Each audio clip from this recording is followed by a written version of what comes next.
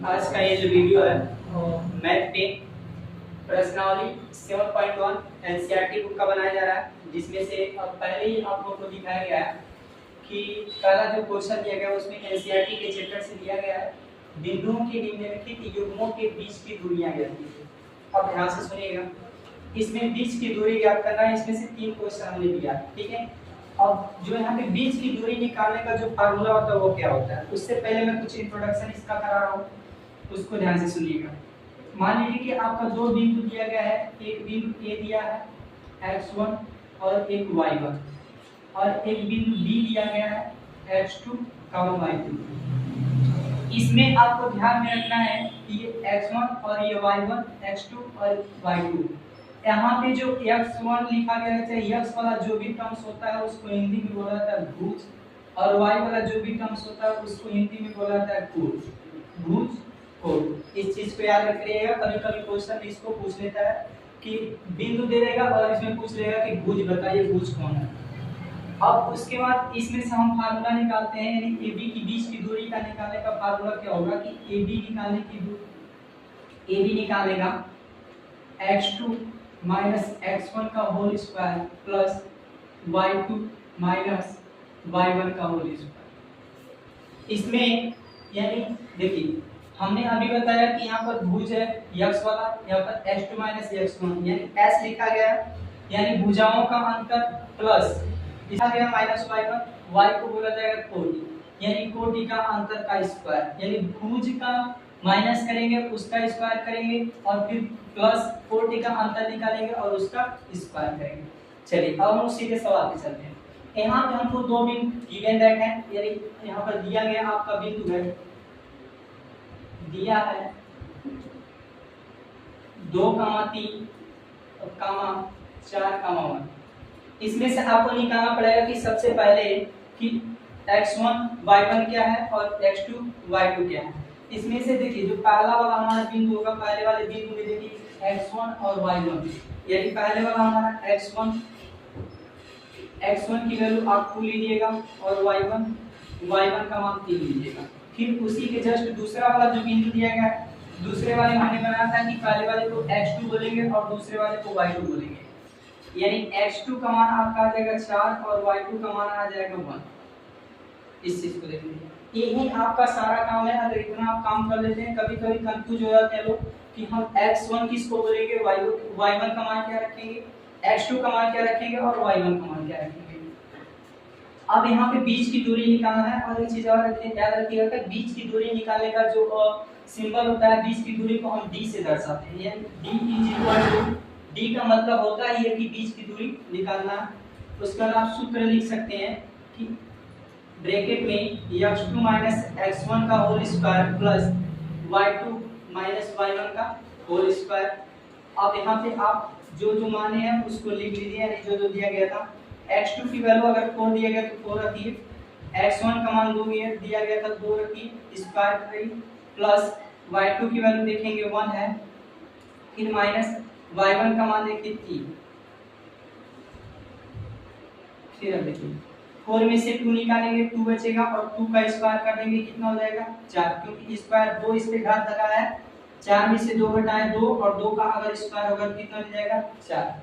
अब यहाँ पे जरा देखिएगा 1 में से 3 घटाएंगे, यानी 3 से 1 घटाएंगे तो आपका मिलेगा भाई 3 में से 1 मत घटाइएगा, 1 में से 3 घटाइएगा। अगर 1 में से 3 घटाएंगे तो -2 मिलेगा, और जब -2 का आप स्क्वायर करेंगे, और -2 का स्क्वायर का मतलब है कि -2 गुणे -2, और ये माइनस माइनस हो जाता है प्लस, और 2 गुना हो जाता है 4। यहाँ आपका मिल जाएगा 4, इसको छोटा कर दीजिए, 4 और 4 जोड़ेंगे कितना हो जाएगा 8। आप इसको इस रूप में भी लिख सकते हैं, नहीं तो इसका आंसर थोड़ा और बढ़ा सकते हैं। आंसर इसका थोड़ा ये बढ़ा सकते हैं कि 2√2 मात्र। अब भाई आप पूछेंगे कि सर ये इसका आंसर ये कैसे हो गया, मैं दिखा रहा हूँ। जो ये 8 लिखा गया है, 8 को आपको थोड़ा सा एलसीएम का काम करना है, यानी 2 4 जा 8, 2 2 जा 4 और 2 1 जा 2, यानी जिसका जोड़ा बनता है उसको हम लोग बाहर कर देते हैं, जिसका जोड़ा नहीं बनता है उसको अंदर। यानी 2 का जोड़ा बना है हमने बाहर किया, 1 2 का जोड़ा नहीं बना उसका अंदर किया गया। ये आपका पहले सवाल का सॉल्यूशन है, दूसरे सवाल को सही सॉल्व करके दिखा रहा हूँ। पहला क्वेश्चन हमने सॉल्व कर दिया है, दूसरा क्वेश्चन आपको दिखा रहा है। यहाँ पे देखिए दूसरे क्वेश्चन में आप एग्जाम में देखिए एक एक स्टेप अच्छे से लिखेंगे तभी आपको नंबर सही से मिलेगा, नहीं तो 2 नंबर का सवाल है आप स्टेप सही नहीं करेंगे तो एक ही नंबर देके एग्जाम में चला जाएगा। अब यहाँ पे जो चीज दूसरा है आप दूसरा का हल लिखिए। दूसरे का हल लिखते समय जो बिंदु दिया गया बिंदु को नोट कर लीजिए, -5, -7 एंड -1, 3।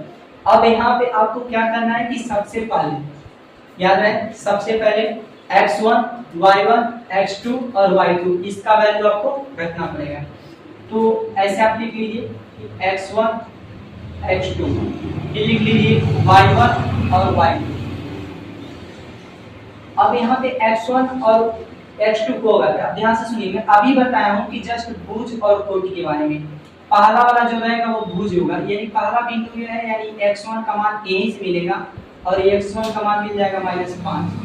x2 की वैल्यू यानी x2 इसमें अब यहाँ पे तो भुज है नहीं क्योंकि एक भुज था हमने उसको ले लिया। अब दूसरे वाले में जाएंगे तो यहाँ पर आपको मिलेगा -1। अब y1 -7 और y2 3, यानी आपने सारी बिंदु लिख ली है। अब आपको एक स्टेप करना है, बीच की दूरी निकालने के, यानी d आप फार्मूले भी लिख सकते हैं कि x2 - x1 का whole square plus y2 - y1 का होल स्क्वायर। अब जो यहाँ पे बिंदु दिया गया है बिंदु की वैल्यू इसमें पुट कर लीजिए। x2 की वैल्यू जरा देखिए कितना दिया गया -1, फिर -x1 का मान कितना दिया गया माइनस, और जब यहाँ पे देखिए माइनस ऑलरेडी है, माइनस एक और आ रहा है और माइनस का गुणा माइनस में होता है तो क्या होता है प्लस, यानी यहाँ पे प्लस हो जाएगा 5 इसका स्क्वायर प्लस y2 देखेंगे कितना है 3, फिर माइनस y1 -7। और ध्यान से सुनिए y1 जब -7 है और माइनस ऑलरेडी एक इन्वॉल्व है तो माइनस का गुणा जब माइनस में हो जाएगा तो क्या हो जाएगा प्लस, यानी 7 और स्क्वायर 5 में से 1 घटेगा, यानी 5 में से जब 1 घटाएंगे तो 4 बचेगा, 4 का स्क्वायर प्लस 7 और 3, जब इस 7 और 3 को जोड़ेंगे कितना होगा 10 का स्क्वायर, 4 का स्क्वायर कितना होता है तो वही 16 होता है और 10 का स्क्वायर कितना होता है तो वही 100 होता है। अब इन दोनों का आप जोड़ लीजिए, यानी 100 और 100 में 16 जोड़ेंगे तो आपका कितना होगा 160, यानी 116। आप चाहें तो यहीं पे भी आंसर छोड़ सकते हैं, नहीं तो जिस तरह मैंने इसको बताया है कि आप इसको याद करके भी लिख सकते हैं कि एलसीएम निकाल के जिसका जोड़ा बनेगा उसको आप बाहर कर दीजिएगा, जिसका जोड़ा नहीं बनेगा उसको अंदर रख दीजिएगा। सेकेंड यानी थर्ड क्वेश्चन आपके सामने यहाँ पर लिखा गया जो बिंदु दिया गया, थर्ड क्वेश्चन को आप सॉल्व करके, तो अगर आपको ये वीडियो अच्छा लगा हो, अगर समझ में आया होगा तो इस थर्ड क्वेश्चन को सॉल्व करके जरूर कमेंट में इसका आंसर जरूर बताइएगा।